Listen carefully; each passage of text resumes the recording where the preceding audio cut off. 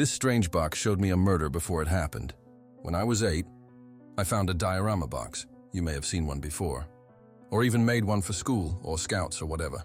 I had no clue what it was called at the time, just a long wooden box with a circular hole on each side and several small diamonds of frosted glass embedded across the top. I found it behind the abandoned Stonebrook Middle School, sitting like a gently placed present on a pile of broken pallets and old insulation. Even not knowing what it was, I could tell it was special. There was no way to open it, and its weight, its design, even the way the wood was carved, spoke of something out of the ordinary. And then I put my eye up to the box. Sunlight flowed and fractured from the opaque glass above, sending soft tendrils of luminescence curling up the walls and around the figures inside. I was seeing inside a house, probably the living room. The people were abstractions, just barely recognizable as people at all, and yet somehow I knew about them. That one was the mother, that one the daddy. There were a couple of kids, and on the arm of the couch, a gray lump that I thought was a cat.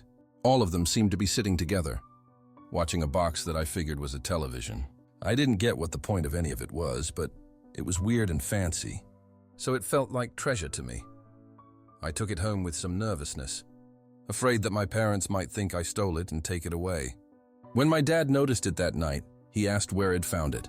I knew enough to lie and say the woods instead of behind Stonebrook.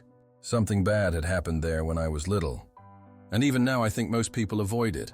He considered me a moment and then picked it up, turning it over in his hands before putting his eye up to one of the holes. That's a weird thing, isn't it? Guess it's game night. Huh? Ruffling my hair, he handed it back. Good find, sport. You'll be a pirate yet.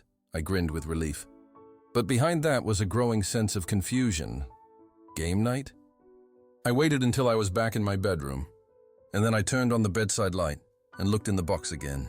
It had changed. Instead of being in a living room, now they were gathered around what looked like a dining room table.